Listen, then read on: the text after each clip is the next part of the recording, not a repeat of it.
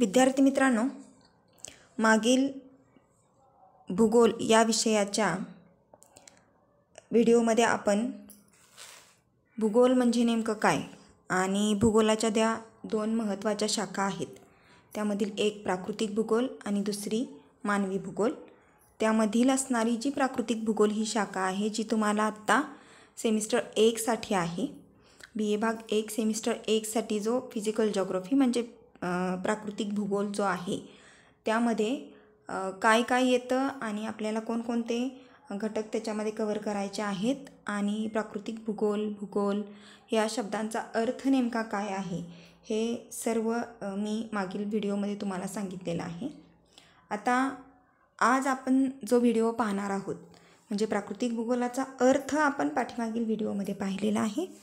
आज जो आपण व्हिडिओ पाहणार आहोत त्यामध्ये आपण बघणार आहोत की प्राकृतिक भूगोलाच्या नेमका व्याख्या काय आहे आणि कशा पद्धतीने त्या व्याख्या आहेत. तर चला पाहूया प्राकृतिक भूगोलाच्या व्याख्या. आता बघा, प्राकृतिक भूगोल म्हणजे नेमकं काय, तर निसर्गाशी संबंधित म्हणजे निसर्गाशी निगडीत असणाऱ्या घटकांचा अभ्यास करणं. बरोबर. भूगोलाचा असणारा जो भाग आहे त्यामध्ये मी तुम्हाला म्हटलं की अलेक्झांडर वॉन हम्बोल्ट हा जो आहे हा प्राकृतिक भूगोलाचा जनक किंवा भूगोलाचा जनक म्हणून ओळखला जातो. आणि त्या अलेक्झांडर वॉन हम्बोल्ट या शास्त्रज्ञानं जो कॉस्मॉस हा जो ग्रंथ लिहिलेला होता त्यामध्ये त्यानं मोठ्या प्रमाणावरती निसर्गावरती जास्त भर हा दिला गेलेला होता. सेम त्याच पद्धतीनं दुसरा एक जर्मन शास्त्रज्ञ आहे तो म्हणजे कार्ल रिटर. या कार्ल रिटर या शास्त्रज्ञानं ज्या पद्धतीनं हम्बोल्टनी प्राकृतिक भूगोलाची व्याख्या केली, प्राकृतिक भूगोलाचा अभ्यास केला, बरोबर, पृथ्वीवर असणारे प्रदेश वगैरे जे आहेत ते सांगितलं, तसंच प्राकृतिक भूगोलामध्ये मानवालाही स्थान आहे असंही त्यानं सांगितलेलं आहे. बरोबर, कारण मानव हा सुद्धा निसर्गाचा एक घटक आहे आणि त्याची निर्मितीसुद्धा निसर्गामध्येच होत असते. त्यामुळं अशा पद्धतीचे जे काही त्यानं विचार व्यक्त केलेले होते प्राकृतिक भूगोल आणि भूगोलाच्या संदर्भामध्ये, त्यानंतर कार्ल रिटर या शास्त्रज्ञानं सुद्धा मानवाला आणि प्राकृतिक भूगोलाला एकत्रित करून आपल्या समग्र अभ्यासाची कल्पना ही पुढं मांडली. आणि ज्यावेळी त्यानं व्याख्या केली प्राकृतिक भूगोलाची त्यावेळी कार्ल रिटरनं असं म्हटलेलं होतं की पृथ्वी संबंधीचे शास्त्र म्हणजे प्राकृतिक भूगोल. बरोबर. मग इरास्टोस्थेनिस च्या संदर्भात आपण जे आधीच्या व्हिडिओमध्ये बघितलेलं आहे की त्यानं सुद्धा तेच सांगितलेलं आहे की पृथ्वीचे वर्णन जिओ प्लस ग्राफिया. बरोबर. तर पृथ्वीचे वर्णन geo plus graphia is equal to geography. तर पृथ्वीचे वर्णन म्हणजेच भूगोल आहे आणि तेच फक्त दुसऱ्या भाषेमध्ये कार्ल रिटर या शास्त्रज्ञानं सांगितलेलं आहे की पृथ्वी संबंधीचे शास्त्र म्हणजे प्राकृतिक भूगोल. मग असं हे जे मी तुम्हाला सांगते आहे की हम्बोल्ट असेल, कार्ल रिटर असेल, या शास्त्रज्ञांनी ह्या ज्या केलेल्या व्याख्या आहेत. आता हम्बोल्ट आणि कार्ल रिटर यांचं फार मोठं योगदान हे भूगोलामध्ये आहे. जसं मी हम्बोल्टच्या बाबतीमध्ये सांगितलं की त्यानं कॉस्मॉस नावाचा ग्रंथ लिहिला, तसं कार्ल रिटरने सुद्धा डाय अर्डकुंडे नावाचा ग्रंथ हा लिहिलेला होता ज्यामध्ये भूगोलासंबंधी खूप जास्त आणि इत्यंभूत माहिती ही त्यानं दिलेली होती. कारण त्याच्या मते पृथ्वी संबंधीचे शास्त्र म्हणजे प्राकृतिक भूगोल आहे. आणि हे ज्यावेळी आपण बघतोय की प्राकृतिक भूगोलाच्या व्याख्या बघतोय तर जिथं तिथं प्रत्येक शास्त्रज्ञाच्या असणाऱ्या व्याख्या ह्या वेगवेगळ्या आहेत, पण सगळ्याचा अर्थ एकच आहे की पृथ्वीवरती असणारे नैसर्गिक घटक अभ्यासायचे आहेत. बरोबर. आता बघा, मी ज्या तुम्हाला सांगणार आहे व्याख्या त्यामध्ये तुम्हाला हेच लक्षात येईल की प्रत्येक व्याख्येमध्ये पृथ्वी, नैसर्गिक घटक, नैसर्गिक घटकांचा अभ्यास, पृथ्वीचा अभ्यास वगैरे हे सगळं आपण बघणार आहोत. आता तुम्ही म्हणाला असं कसं, तर कसं असतं बाळांनो की व्यक्ती तितक्या प्रकृती असतात. एखादा अर्धा भरलेला ग्लास आपण ठेवला असेल पुढं तर कुणी त्याला म्हणेल ग्लास अर्धा भरलेला आहे, कुणी म्हणेल ग्लास अर्धा रिकामा आहे. बरोबर. म्हणजे पॉईंट ऑफ व्ह्यू एखाद्या ठिकाणाकडे, एखाद्या व्यक्तीकडे, एखाद्या गोष्टीकडे बघण्याचा प्रत्येकाचा जो दृष्टिकोन आहे तो दृष्टिकोन वेगवेगळा असतो आणि त्यामुळे व्याख्यासुद्धा ह्या वेगवेगळ्या केलेल्या आहेत. कोणाला एखादी व्यक्ती फार सुंदर वाटते तर कोणाला ती नॉर्मल वाटते, बरोबर. तर म्हणजे प्रत्येकाच्या पॉईंट ऑफ व्ह्यूनी आपण त्या एखाद्या व्यक्तीकडे बघत असेल तर त्याच्याविषयीचं मत आपण तयार करत असतो, बरोबर. सेम त्याच पद्धतीने एखादी वस्तू असेल, बरोबर. एखादं आता आपल्या महाराष्ट्राचं जर आपण उदाहरण घेतलं तर आपल्या महाराष्ट्रामध्ये गडकोट किल्ले जे आहेत त्यांच्याकडं आपण बघताना आपल्याला महाराजांची आठवण येते, बरोबर. म्हणजे हा आपला दृष्टिकोन आहे, बरोबर. म्हणजे या पद्धतीनं कुठलीही गोष्ट असो त्या गोष्टीकडं बघण्याचा एखादा जो दृष्टिकोन आहे त्या दृष्टिकोनातून ती व्याख्या ही पुढे येत असते. आता मी उदाहरण जसं दिलं तुम्हाला सौंदर्याची, तर सौंदर्याची प्रत्येकाची व्याख्या वेगळी आहे. कुणी बाह्यरूप सौंदर्य बघतं, कुणी अंतरंगाचं सौंदर्य बघतं, कुणी कशा पद्धतीने मैत्रिणी भावते त्याच्यामध्ये सौंदर्य बघतं, वगैरे वगैरे वगैरे, बरोबर. तर ते आपण बघूच, परंतु हे लक्षात घ्या की ज्यावेळी आपण प्राकृतिक भूगोलाच्या व्याख्या बघतोय त्यावेळी प्रत्येक व्याख्येमध्ये मी तुम्हाला सांगणार कुठल्या शास्त्रज्ञाच्या कुठली व्याख्या आहे त्याच्या नावानिशी सांगणार, परंतु त्या प्रत्येकामध्ये तुम्हाला रिपिटेशन झालेलं दिसेल की बाबा काहींनी पृथ्वी म्हटलेलं आहे, काहींनी नैसर्गिक घटक म्हणलेलं आहे, काहींनी दोन्ही म्हणलेलं आहे, काहींनी घटकच सांगितलेले आहेत, असंही तुम्हाला दिसून येईल. तर बघा पुढं आपण जाऊयात की फ्रेडरिक रॅटझेल या शास्त्रज्ञाने जी प्राकृतिक भूगोलाची व्याख्या केलेली आहे त्यामध्ये त्यानं फक्त एवढंच सांगितलेलं आहे की प्राकृतिक भूगोल ही भूगोलाची महत्त्वाची व्याख्या आहे, बरोबर.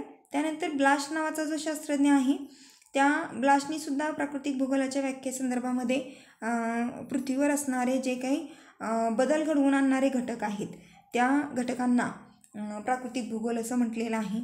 त्यानंतर बघा WM डेव्हिस नावाच्या शास्त्रज्ञांनीसुद्धा भूपृष्ठाच्या विविधतेचा अभ्यास, बरोबर, भूपृष्ठाच्या विविधतेचा अभ्यास करणारं शास्त्र म्हणजे प्राकृतिक भूगोल असं काही शास्त्रज्ञांनी म्हटलेलं आहे. म्हणजे एकंदरीत आपण काय बघतोय की प्राकृतिक भूगोल ही जी शाखा आहे यामध्ये पृथ्वी, जमिनीवरती असणारे घटक, पृथ्वीवरती असणारे घटक हे सर्व घटक आपल्याला अभ्यासायचे आहेत. मग आता बघा प्राकृतिक भूगोलाच्या काही ज्या काही व्याख्या आहेत त्या मी तुम्हाला सांगणार आहे की बघा पृथ्वीवरील प्रादेशिक भिन्नतेचा व प्रदेशामधील परस्पर संबंधाचा अभ्यास म्हणजे प्राकृतिक भूगोल. आता बघा कुठंच एकसारखं प्रदेश हा असत नाही. अगदी आपण आपल्या उंडाळ्याचं उदाहरण जरी आपण घेतलं तर आपले उंडाळे येतं कराडमध्ये, बरोबर. कराडचं जर उदाहरण घेतलं तर कराडच्या आजूबाजूचा परिसर एकसारखा असेलच असा आहे का? नाही. कराड दक्षिणचा भाग वेगळा, कराड उत्तरचा भाग वेगळा, मध्ये असणारा उंडाळेचा भाग वेगळा, बरोबर. इकडं आपण सांगली जिल्ह्याकडे जाऊ तिकडचा भाग वेगळा, तिकडं आपण सातारा जिल्ह्याकडे जाऊ तिकडचा भाग वेगळा, म्हणजे प्रत्येक पाटणकडे गेलं तो भाग वेगळा, बरोबर. म्हणजे प्रत्येक ठिकाणचा प्रदेश वेगळा आहे. त्यामध्ये जी भिन्नता आहे, प्रदेशामध्ये जी भिन्नता आहे त्याला प्रादेशिक भिन्नता असं म्हटलेलं आहे. ती प्रादेशिक भिन्नता आणि त्या प्रादेशिक भिन्नतामध्ये असणारा परस्पर संबंध काय आहे तो संबंध शोधून काढायचा म्हणजे प्राकृतिक भूगोलाचा अभ्यास करायचा. अशा पद्धतीनं प्राकृतिक भूगोलाची व्याख्या काही शास्त्रज्ञांनी केलेली आहे. दुसरं म्हणजे बघा भूपृष्ठ रचना, त्यावरील असणारी जमीन, पाणी, हवामान या सगळ्यांमध्ये होणाऱ्या बदलांचा अभ्यास करायचा म्हणजे प्राकृतिक भूगोलाचा अभ्यास करायचा, बरोबर. अशी काहींनी व्याख्या केलेली आहे. आता बघा हार्टशॉन नावाचा शास्त्रज्ञ आहे. त्या हार्टशॉन नावाच्या शास्त्रज्ञाने काय व्याख्या केली तर पृथ्वीच्या पृष्ठभागावरील बदल घडून येणाऱ्या व बदल घडवून आणणाऱ्या घटकांचे वर्णन करणे म्हणजे प्राकृतिक भूगोलाचा अभ्यास करणे. बघा बदल घडवून येणारे घटक पण अभ्यासायचे आहेत आणि बदल घडवून आणणारे घटक पण अभ्यासायचे आहेत, पण ते घटक कशावरती आहेत? पृथ्वीवरचेच आहेत.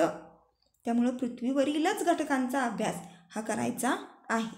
तर त्या पद्धतीनं हार्टशॉन या शास्त्रज्ञानं ही व्याख्या सांगितलेली आहे. पुढे बघा इटिस नावाच्या शास्त्रज्ञांनी काय व्याख्या केलेली आहे की प्राकृतिक भूगोल हे भूपृष्ठावरील विविध वैशिष्ट्यांचा, भू आकारांचा, त्यांच्या क्षेत्रीय वितरणाचा, प्रादेशिकतेचा अभ्यास करणारं शास्त्र आहे. बरोबर. अशा पद्धतीने इट्स या शास्त्रज्ञानं काही वैशिष्ट्य दिलेले आहेत त्या ठिकाणी. म्हणजे भू आकार असेल, क्षेत्रीय वितरण असेल, प्रादेशिकता असेल, त्यांची वैशिष्ट्ये असतील, या अनुषंगानं जो अभ्यास आपल्याला करायचा आहे त्याला काय म्हटलेलं आहे, प्राकृतिक भूगोल असं म्हटलेलं आहे. म्हणजेच एकंदरीतरित्या जर आपण पाहिलं तर एकंदरीतरित्या प्राकृतिक भूगोलाची व्याख्या काय आहे, तर एकत्रित अभ्यास करायचा आहे. कशाचा, तर पृथ्वीवर असणाऱ्या नैसर्गिक घटकांचा. त्यामुळे आता बघा आपण इथं स्लाईडमध्ये पाहतो आहोत. मी तुम्हाला समजाव्या म्हणून सोप्या व्याख्या या ठिकाणी दिलेल्या आहेत. तुम्ही परीक्षेमध्ये मी जे स्लाईडवरती तुम्हाला व्याख्या दिलेल्या आहेत त्याच तुम्ही परीक्षेमध्ये लिहा, म्हणजे तुम्हाला त्या अतिशय सोप्या पद्धतीनं लिहिता येतील. तर प्राकृतिक भूगोलाच्या व्याख्या काय आहेत. पहिली व्याख्या बघा, विविध नैसर्गिक विज्ञान शाखांचा एकत्रित अभ्यास करणारं शास्त्र म्हणजे प्राकृतिक भूगोल होय. ही एक पहिली व्याख्या झाली. म्हणजे निसर्गामध्ये असणारे प्रत्येक घटक एकाच शाखेअंतर्गत अभ्यासले जातात, ते म्हणजे कुठं, प्राकृतिक भूगोलामध्ये. मग ती माती असो, हवा असो, पाणी असो, जमीन असो, सूर्य असो, तापमान असो, हवामान असो, वातावरण असो, बरोबर, खनिज असो, खगोल असो, भूरूप असो, भूगर्भ असो, कुठलाही नैसर्गिक घटक असो, त्या नैसर्गिक घटकांचा एकत्रित अभ्यास करणारी शाखा म्हणजे काय, प्राकृतिक भूगोल. दुसरी बघा व्याख्या काय आहे, पृथ्वीवरील विविध आविष्कार आणि त्यांच्या परस्पर संबंधाचा अभ्यास करणारे शास्त्र म्हणजे प्राकृतिक भूगोल. आविष्कार म्हणजे काय, जे घडतंय त्याला आविष्कार असं म्हटलं जातं. मग बघा, पावसाळ्यामध्ये पाऊस पडतो, उन्हाळ्यामध्ये ऊन पडतं, हिवाळ्यामध्ये थंडी पडते, बरोबर. खूप जास्त थंडी पडली तर दव पडतात, आर्द्रता पडते, धुकं पडतं, बरोबर. खूप जास्त पाऊस आला तर पूर येतात, मृदेचा ऱ्हास होतो, बरोबर. काय म्हणतो आपण की दरडी कोसळतात, भूमिपात होतात. खूप जास्त ऊन पडलं तर दुष्काळ पडतो, त्याला अवर्षण म्हटलं जातं. पाण्याची टंचाई निर्माण होते, भूमिगत पाणी खाली जातं, बरोबर. हे सगळं म्हणजे हे जे घडतं, काही जे आविष्कार आहेत पृथ्वीवरती होणारे, ते आविष्कार आणि त्यांचा असणारा परस्पर संबंध अभ्यासणं म्हणजे प्राकृतिक भूगोलाचा अभ्यास करणं. अशा पद्धतीनं दुसरी व्याख्या मी दिलेली आहे. तिसरी बघा व्याख्या आहे ती म्हणजे पृथ्वीवरील भौगोलिक घटकांचा अभ्यास करणं. भौगोलिक म्हणजेच नैसर्गिक घटक, आणि नैसर्गिक म्हणजेच इथं पहिल्या ह्याच्यामध्ये आपण दिले बघा, नैसर्गिक विज्ञान शाखा म्हणजेच निसर्गामध्ये असणारे घटक, हवा, पाणी, मृदा, जमीन, वनस्पती, सौरशक्ती, तापमान, आर्द्रता, ढग, धुके, वातावरण वगैरे वगैरे वगैरे. तर हे सगळे नैसर्गिक घटक कुठं अभ्यासायचे आहेत, प्राकृतिक भूगोलामध्ये अभ्यासायचे आहेत. आणि चौथी व्याख्या आहे बघा, पृथ्वी व नैसर्गिक घटकांची वैशिष्ट्ये व त्यांच्या विभिन्न क्षेत्रांचे अध्ययन. म्हणजे काय, मी मगाशी जे तुम्हाला म्हटलं की प्रादेशिक भिन्नता, ते इथे येते बघा, की पृथ्वी आणि नैसर्गिक घटकांची वैशिष्ट्ये व त्यांच्या विभिन्न क्षेत्राचे अध्ययन. म्हणजे काय, एक डोंगराळ भाग म्हणले की डोंगर रांगा, पायऱ्याची शेती, हवामान वेगळं, वातावरण वेगळं, हा भाग असतो. नदीकाठचा प्रदेश म्हटलं की तिथला भाग वेगळा असतो. वाळवंटी प्रदेश म्हणलं की तिथला भाग वेगळा असतो, बरोबर. शिवाय जर आपण असं म्हटलं की बाबांनो, मैदानी भाग, पर्वतीय भाग, पठारी भाग, दलदलीचा प्रदेश, याशिवाय आपण काय म्हणू, घनदाट जंगलांचा असणारा प्रदेश, बरोबर. हे प्रत्येक प्रदेश वेगळे आहेत, त्या प्रदेशानुसार त्यांची वैशिष्ट्ये वेगळे आहेत, नैसर्गिक घटक वेगळे आहेत, त्यामुळे त्यांचं अध्ययनसुद्धा वेगवेगळ्या पद्धतीनंच केलं गेलं पाहिजे. असं आहे का की प्रत्येक प्रदेशामध्ये प्रत्येक घटक हा चांगलाच आहे, असं आहे का, नाही. काय, आता पावसाचं उदाहरण घेऊया. आता पावसाळा चालू आहे, तर पावसाचं उदाहरण घेऊया की काही ठिकाणी पाऊस खूप जास्त पडतो, अगदी नको नको होतो, बरोबर. काही ठिकाणी खूपच कमी पडतो की त्या लोकांना वाटतं अजून पाऊस पडायला पाहिजे, बरोबर. काही ठिकाणी जेमतेम पडतो, बरोबर. आता पावसाळा 4 महिने आहे, जून, जुलै, ऑगस्ट, सप्टेंबर, म्हणून का 4ही महिने कंटिन्युअस पाऊस पडतो का, नाही ना. जूनमध्ये तुरळक पडतो, जुलैमध्ये जास्त पडतो, ऑगस्टमध्ये पुन्हा थोडा कमी पडतो, परत सप्टेंबरमध्ये थोडा पडतो, ज्याला आपण परतीचा मान्सून म्हणतो. बरोबर. अशा पद्धतीनं थोडं कमी जास्त असं होत असतं.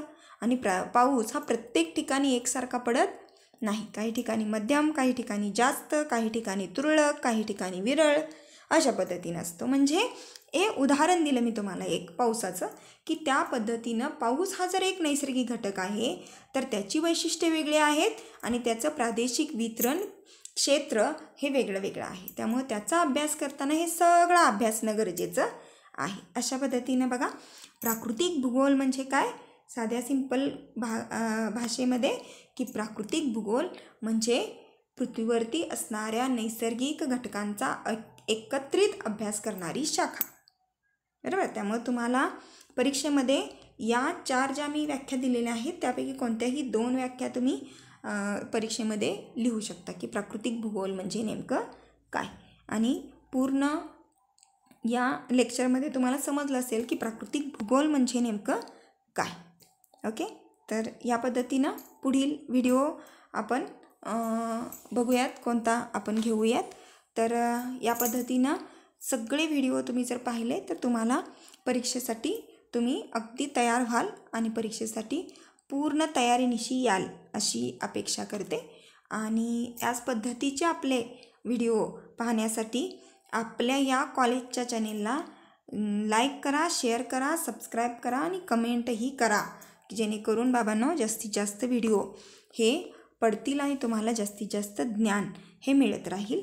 आणि अजून बाकीच्याही शिक्षकांचे व्हिडिओ मी यावरती टाकणार आहे, पण बघूयात त्यांची कशी कशी तयारी होते, त्या पद्धतीनं ते व्हिडिओ अपलोड होत राहतील. ठीक आहे.